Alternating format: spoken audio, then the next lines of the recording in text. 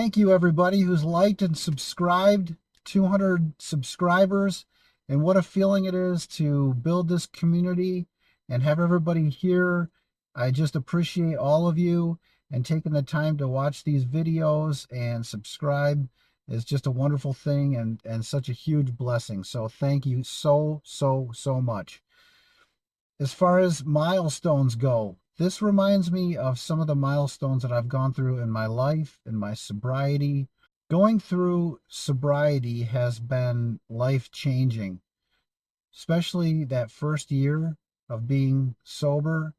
When I quit drinking, my goal was to just make it for a week. Then it was 2 weeks. Then it was a month. Then it was 60 days, and then 90 days. And so on. And the big one at the beginning was the 1 year. There's a lot of anxiety that can come along with milestones.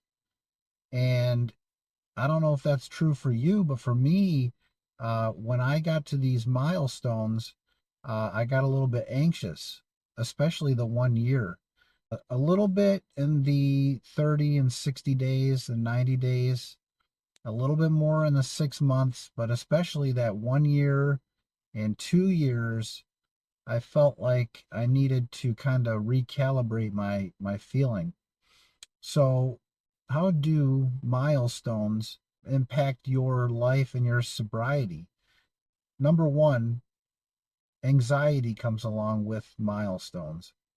So, my first year of being sober, I got about a month away and then about 2 weeks away from the 1 year, and I felt like I was anxious.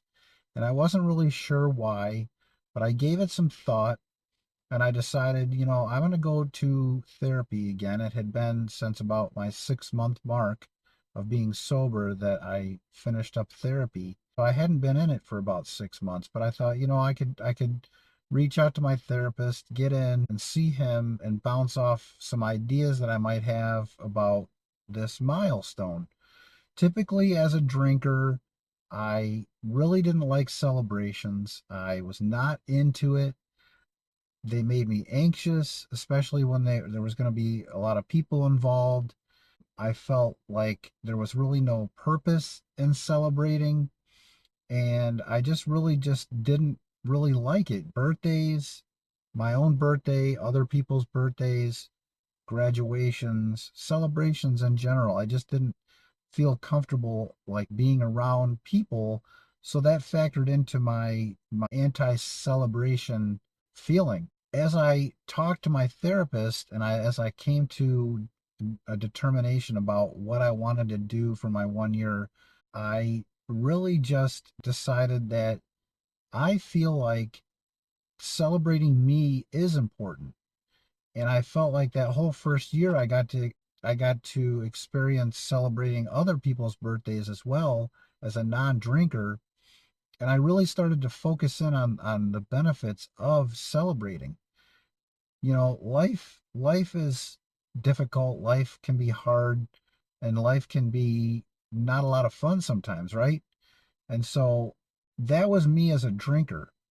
As a non-drinker, I started to look at life differently. I started to look at life through a clear lens, one that wasn't skewed by alcohol and hangovers and anxiety and worry about all the things that were going on around me. My focus was on finding ways to enjoy myself and find lasting joy that I could not find in a bottle of alcohol.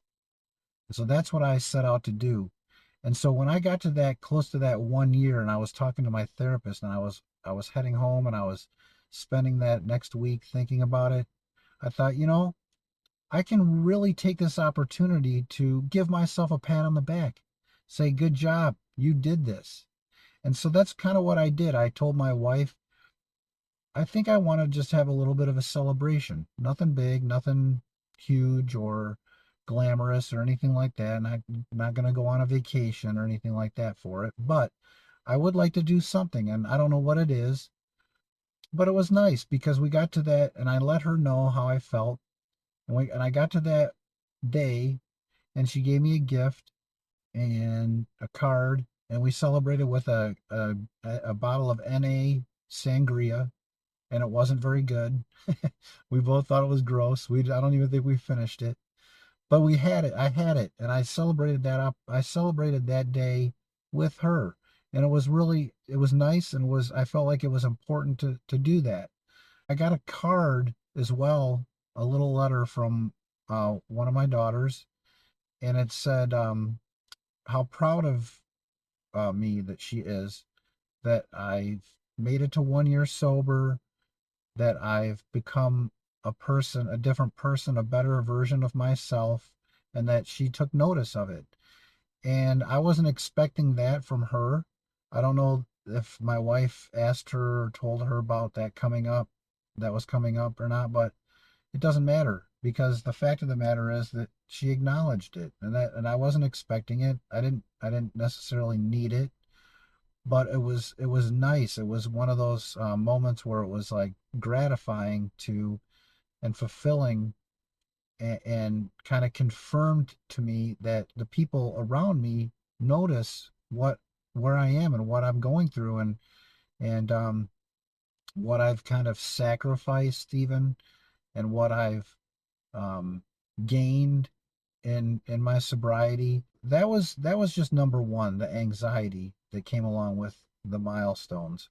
Number two, it's important to give yourself credit for your accomplishments. I never really did that. I was never really wholeheartedly giving myself credit, but I feel like the longer I go in my sobriety, when I do accomplish something, because life can just be kind of robotic, you know what I mean? That you can go through life, and you go through the motions, and this is just every day you try to just live like a normal day, and it can get lost on you that what you're doing is bettering yourself each day, and making yourself more available to those around you, more available to yourself. I think that deserves celebrating. Number three, there's a good opportunity to grow in these milestones. So you accomplish something. I mean, that's great and that's awesome. But what's next? Is it time to make another goal? What's the short term goal? What's the long term goal?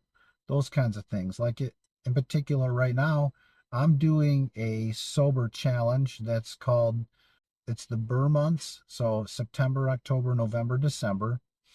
If you're interested in joining, let me know in the comments section. I can get you a link to my Facebook group, and I'll also pin that Facebook group at the bottom in the comment sections so you can join in. Even if you don't want to do the challenge, you can still join in.